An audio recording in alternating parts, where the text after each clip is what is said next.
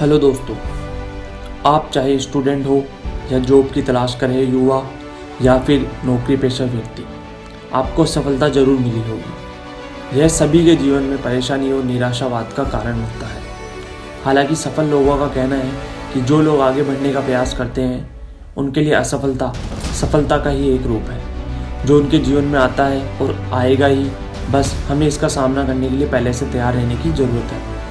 तो आज हम आपको दुनिया भर में सफलता से पहले असफलता की कुछ ऐसी लोकप्रिय और रियल स्टोरीज़ के बारे में बताने जा रहे हैं जो आपके आगे बढ़ने के लिए मोटिवेट करेगी। पहला है स्टीव जॉब्स।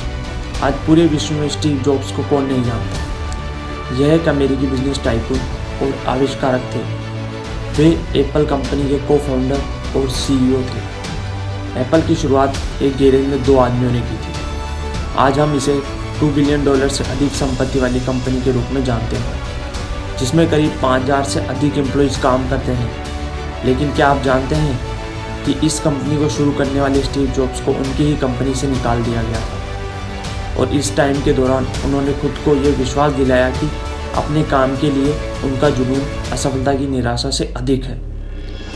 बाद में नेक्स्ट और पिक्सार जैसी बड़ी एंटरप्राइजेज कंपनियों ने अंततः जॉब्स को एप्पल में फिर से सीईओ की स्थिति में वापस ला ही दी।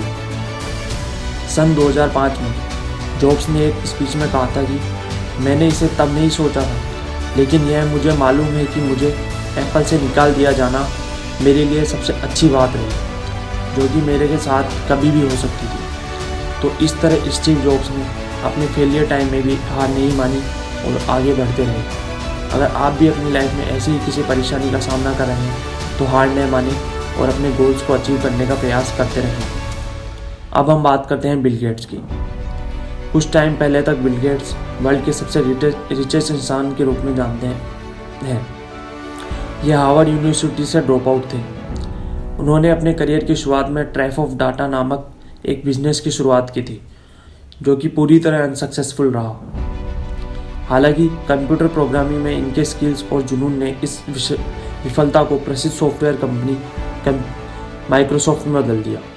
बिल गेट्स उस समय के 31 वर्ष के थे और दुनिया के सबसे कम उम्र के अरबपति थे। इस सफलता के बारे में बिल गेट्स ने एक स्पीच में कहा था कि सफलता का जश्न मनाना ठीक है, लेकिन असफलता के सबक पर ध्यान देना अधिक महत्वपूर्ण है। तो इसलिए दोस्तों, फेलियर तो हम सभी की लाइफ में आते रहेंगे, पर हमें इन फेलियर से घबराकर हार नहीं माननी है और लाइफ में आगे बढ़ते रहने की कोशिश करनी है, ताकि हम इन फेलियर को हराकर जीत हासिल कर सकें। अब हम बात करते हैं अब्राहम लिंकन की। अमेरिका के सबसे फेमस राष्ट्रपति अब्राहम लिंकन असफलता के एक सबसे बड़े उदाहरण हैं। 1831 में उन्होंने एक व्यापार शुरू किया, जो कि बाद में असफल रहा। फिर 1836 में वे एक नर्वस ब्रेकडाउन बीमारी से पीड़ित रहे और फिर साल 1856 में राष्ट्रपति पद की रेस से बाहर होने के बाद भी अब्राहम लिंकन अपने रास्ते पर डटे रहे।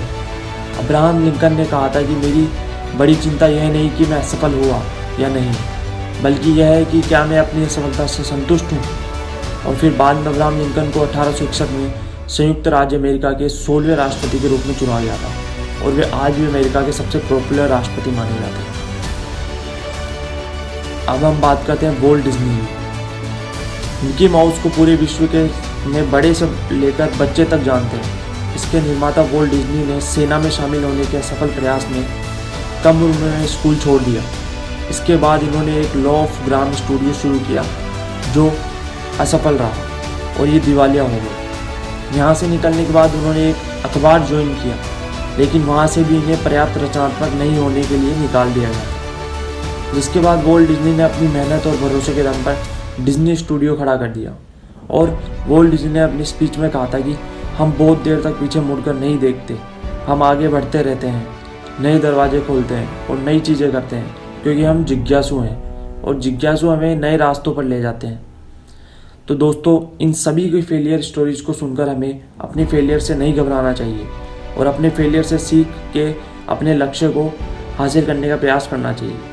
अगर आपको ये वीडियो देखकर ज़रा सा भी मोटिवेशन मिली हो तो चैनल को सब्सक्राइब करें और लाइक और शेयर करना ना भूलें। धन्यवाद।